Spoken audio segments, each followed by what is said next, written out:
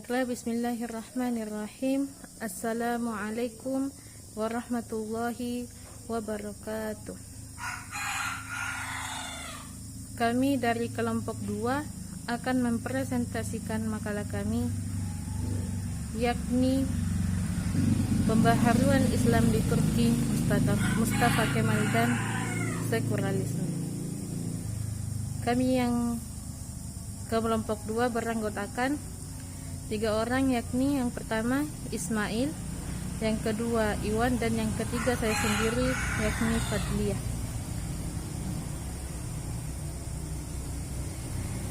Pertama-tama marilah kita memanjatkan puja dan puji syukur atas kehadirat Allah Subhanahu wa Ta'ala, karena berkat rahmat beliaulah, karena berkat rahmatnya lah kita dapat menyelesaikan makalah kami ini meskipun dengan banyak kekurangan, yang berjudul Pembaharuan Islam di Turki, Mustafa Kemal dan Sekularisme.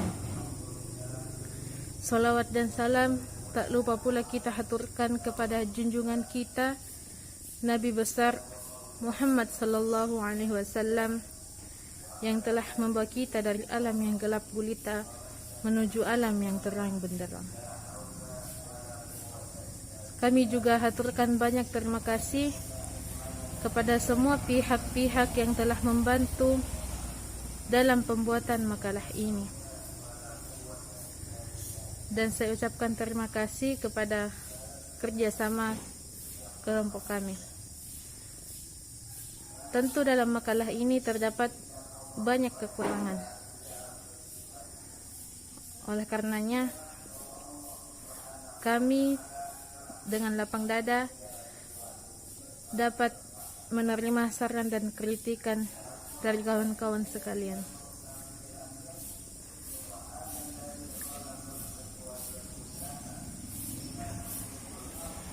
Sekularisme adalah paham di mana agama dipisahkan dari politik. Agama dan politik adalah sesuatu hal yang berbeda, jadi sehingganya tidak dapat disamakan, tidak dapat digandengkan. Itulah sekularisme.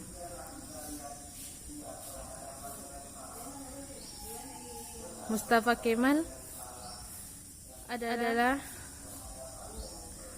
sosok pembaharu Islam Turki yang lahir di Turki pada tahun 1881 Masehi. Dia inilah yang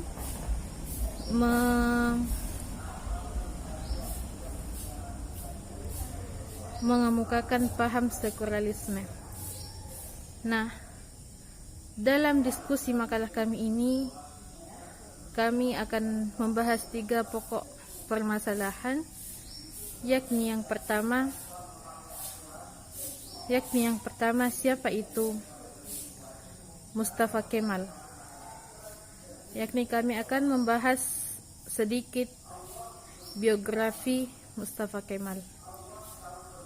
Dan yang kedua, kami akan membahas tentang sekularisme. Dan yang ketiga, kami akan membahas tentang pembaharuan Islam di Turki. Apa tujuan dari diskusi ini? Yakni untuk memahamkan kita siapa itu Mustafa Kemal, untuk memahamkan kita apa itu sekularisme, dan untuk kita ketahui bagaimana pembaharuan Islam di Turki. Baiklah, langsung saja. Biografi Mustafa Kemal. Mustafa Kemal lahir di suatu kota di Turki pada tahun 1881. Ayahnya bernama Mustafa Kemal, lahir di Salonika sebuah kota di Turki. Ayahnya bernama Ali Rida, seorang pegawai biasa di suatu kantor di suatu kota di Turki. Ibunya bernama Zubaida. Dia adalah seorang muslimah yang dalam beragama. Pada awalnya ibu Mustafa Kemal memasukkan Mustafa Kemal ke madrasah, kemudian dipindahkan ke sekolah dasar. Kemudian setelah tamat, Mustafa Kemal melanjutkan sekolahnya sekolah menengah di bidang kemiliteran. Kemudian melanjutkan kuliah di bidang kemiliteran pada tahun 1895. Kemudian pada tahun 1899 Mustafa Kemal melanjutkan sekolah militernya di Istanbul, Turki, dan bekerja di situ dan mendapat gelar sebagai kapten. Kemudian akan berlanjut tentang pembahasan sekularisme yang akan dipaparkan oleh teman kelompok kami, yakni sekularisme yang ada di kota Turki.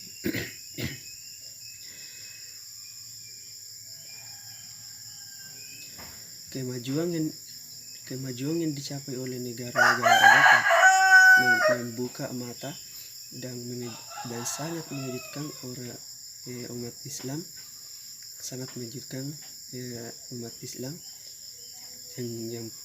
dan menyadari umat Islam menyadari akan kelemahannya selama ini. Dan yang paling mengejutkan umat Islam yaitu pada saat tentara Napoleon berhasil mengalahkan Mesir. Padahal pada masa itu Mesir terkenal sangat kuat. Mesir terkenal sangat kuat di dalam peperangan pada masa tersebut.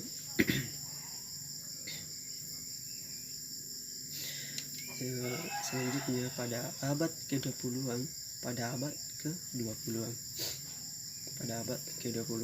terjadi peristiwa yang sangat mengejutkan Turki Utsmani, karena pada saat tersebut tentara Turki Utsmani bergabung dengan tentara Jerman untuk melawan tentara sekutu, dan tentara Turki Utsmani dan tentara Jerman mengalami kekalahan di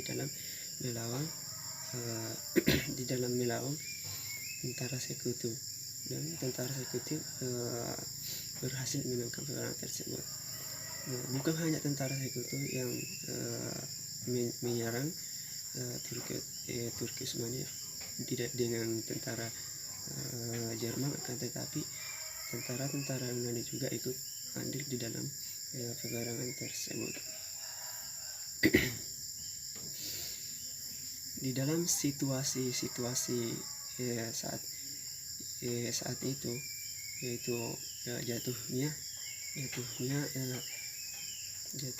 negara Turki, munculnya seseorang yaitu Mustafa Kemal di dalam, dan ia sangat membantu negara Turki Utsmani untuk mengembalikan kejayaannya. Dia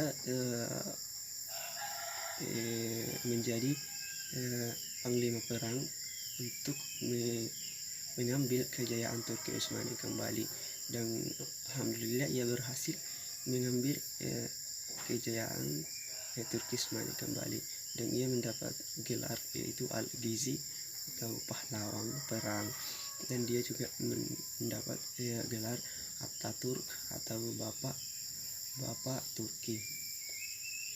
dengan eh,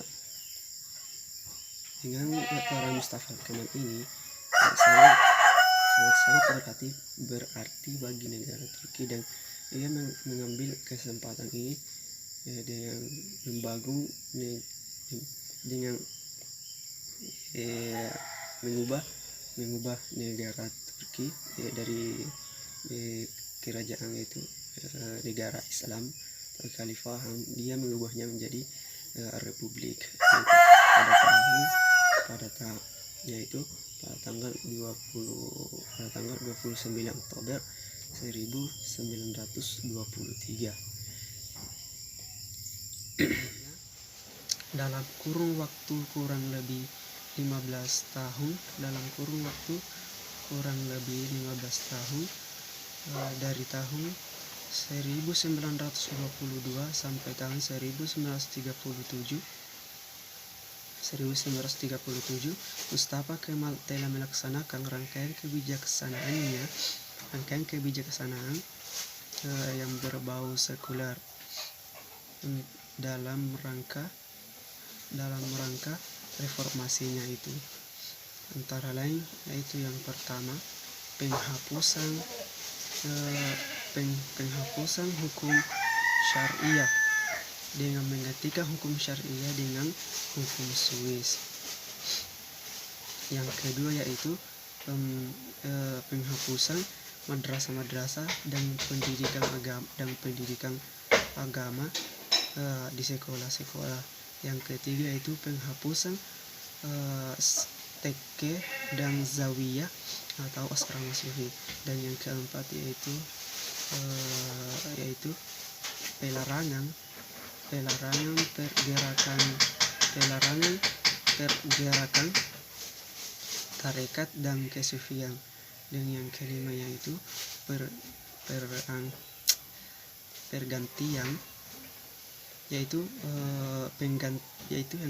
penggantian alfabet Arab dan alfabet Latin dan menggunakan angka internasional. Dan yang terakhir atau yang keenam yaitu pelarangan penggunaan pakaian tradisional Turki dan keharusan memakai pakaian Eropa. Setidaknya ada 6 prinsip yang dipegang oleh Mustafa Kemal untuk mewujudkan reformasinya, yaitu antara lain yang pertama itu republikanisme, yaitu prinsip pemerintahan konstitusional atas dasar pemilihan. Dan yang kedua yaitu nasionalisme, yaitu negara yang didasarkan atas pengembangan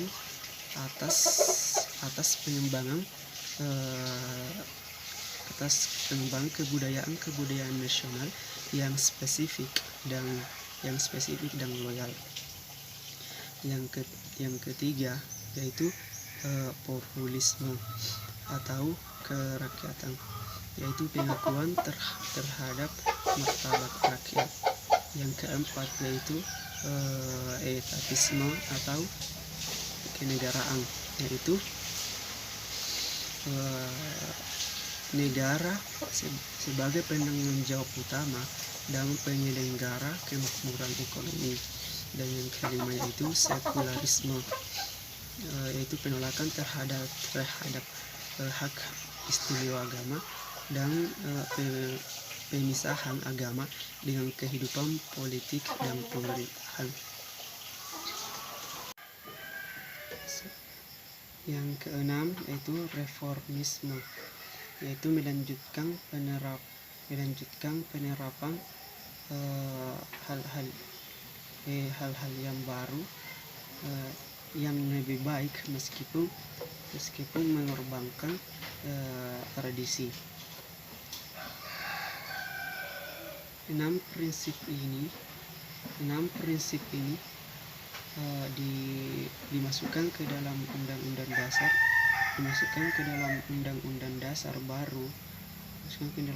dasar baru Turki pada tahun 1945.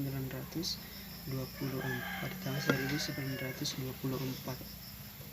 ke tahun 1924. Dengan demikian masih banyak yang mengatakan bahwa sekularisme yang dilakukan oleh Mustafa Kemal ini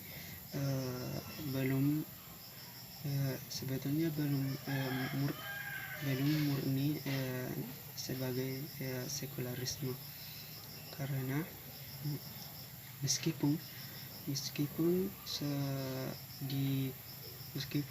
syariat tidak dipakai lagi dan tidak dicantumkannya lagi pendidikan agama di kurikulum sekolah. Akan tetapi Republik Turki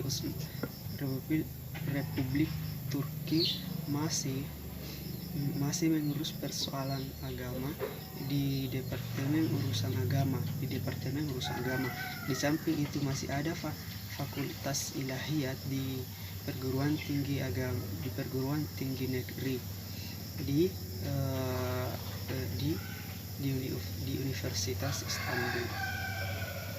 Universitas Istanbul. Sekularisasi yang dijalankan oleh Mustafa Kemal ini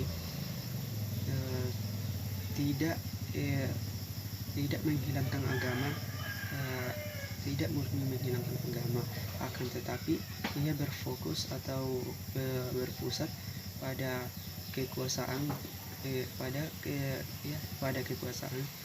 golongan ulama dalam persoalan negara dan persoalan politik. Yang paling ditentangnya ialah ide negara Islam atau pembentukan negara Islam. Negara tidak boleh disatukan dengan agama. Institusi nasional negara, sosial politik ekonomi, pendidikan tidak boleh, harus dibebaskan dari kekuasaan syar'i, dan para masyarakat harus dibebaskan untuk memilih agamanya masing-masing. Sekularisasi yang dijalankan oleh Mustafa Kemal ini bukan tidak mendapat tantangan, tetapi sangat mendapat tantangan yang sangat keras dari golongan agama, tetapi ia dapat mematahkannya. Sekularisasi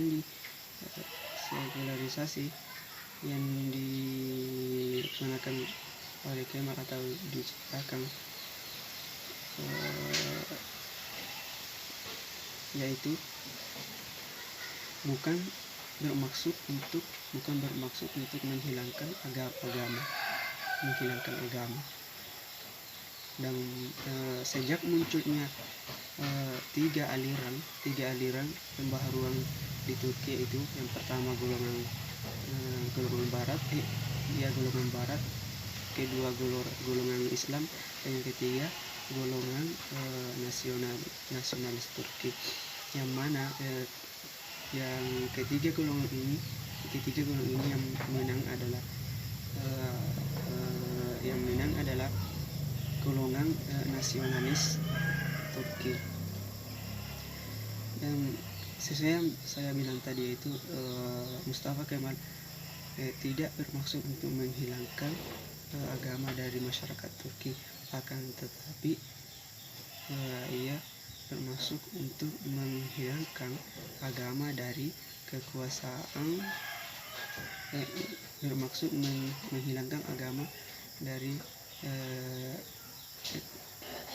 menghilangkan agama dari persoalan agama, dari persoalan negara dan politik. Selanjutnya bab 3 itu penutup. Bagian A yaitu kesimpulan. Yang pertama, munculnya Kemal Faruk dalam menciptakan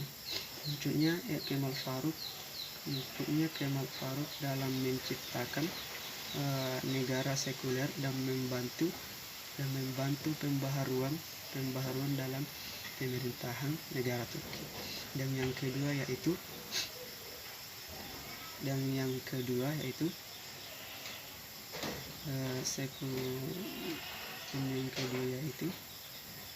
sekularisasi yang dilaksanakan oleh Mustafa Kemal bukan bermaksud untuk menghilangkan agama dari masyarakat Turki, akan tetapi menghilangkan kekuasaan agama dari masyarakat. Mungkin itu saja yang kami paparkan. Apabila ada kurang dari presentasi kami mohon dimaafkan, dan akhirul kalam, wallahu muwaffiq ila aqwamit thoriq. Assalamualaikum warahmatullahi wabarakatuh.